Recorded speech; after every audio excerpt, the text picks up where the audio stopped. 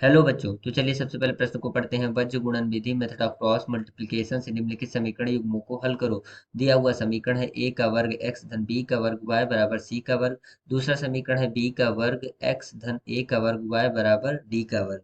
तो चलिए बच्चों, सबसे पहले प्रश्न की मूल अवधारणा को देख लेते हैं। माना कि बच्चों दिया हुआ रैखिक समीकरण है a1 x धन b1 y धन c1 बराबर 0।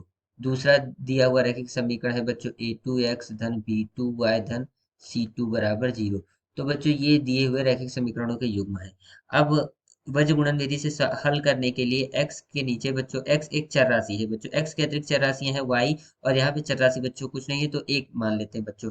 तो x के नीचे बच्चों x के अतिरिक्त चर राशियों के गुणांकों के गुणनखंड, तो बच्चों x के अतिरिक्त चर राशि y का गुणांक है b1, और यहाँ पे c2, तो लिखेंगे बच्चों b1 c2 ऋण बच्चों यहाँ से b2 c1, b2 c1 बराबर। अब बच्चों y के अतिरिक्त चर राशियां कौन कौन सी हैं, x और 1। किंतु बच्चों यहाँ पर क्रम परिवर्तित हो जाता है, तो पहले a2 गुणे c1 लिखेंगे। a2 c1 ऋण a1 c2 बराबर 1। बच्चों एक के अतिरिक्त चर राशि है x और y, तो यहाँ से लिखेंगे a1 b2 ऋण a2 b1। तो चलिए बच्चों अब प्रश्न के हल को देख लेते हैं। बच्चों हमारा दिया हुआ समीकरण है a का वर्ग x धन b का वर्ग y बराबर c का वर्ग। a का वर्ग x धन b का वर्ग y बराबर c का वर्ग। इसको बच्चों अगर हम थोड़ा सा व्यवस्थित तरीके से लिखें, a का वर्ग x धन b का वर्ग y ऋण c का वर्ग बराबर 0। ये बच्चों हमारा समीकरण 1 हो गया। अब बच्चों दूसरा समीकरण है b का वर्ग x धन a का वर्ग y बराबर d का वर्ग।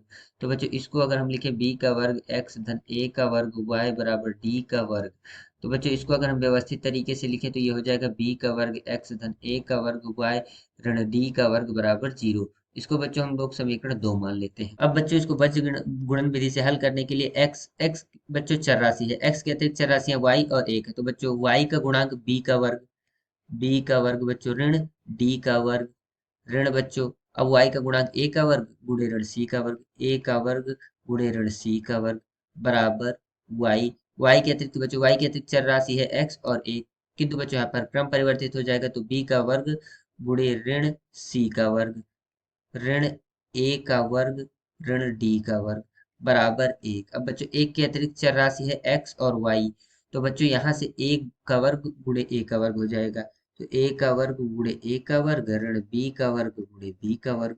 तो बच्चों अब इसको आगे हल करते हैं, तो बच्चों x बटे ऋण b का वर्ग गुणे d का वर्ग धन a का वर्ग गुणे c का वर्ग बराबर y बटे ऋण b का वर्ग गुणे c का वर्ग धन a का वर्ग गुणे d का वर्ग बराबर 1/a की घात 4 ऋण b की घात 4।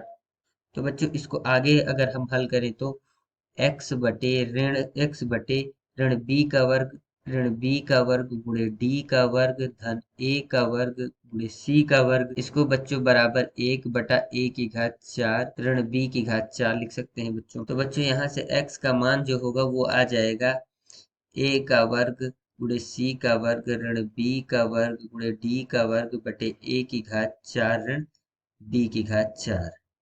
अब इसी तरह बच्चों y बटे बच्चों यहाँ से ऋण b का वर्ग गुणे c का वर्ग ऋण b का वर्ग गुणे c का वर्ग धन a का वर्ग गुणे d का वर्ग a का वर्ग गुणे d का वर्ग बराबर बच्चों 1/a की घात 4 ऋण b की घात 4 लिख सकते हैं। तो यहाँ से बच्चों y का मान आ जाएगा a का वर्ग गुणे d का वर्ग ऋण b का वर्ग गुणे c का वर्ग बटे a की घात 4 ऋण b की घात 4।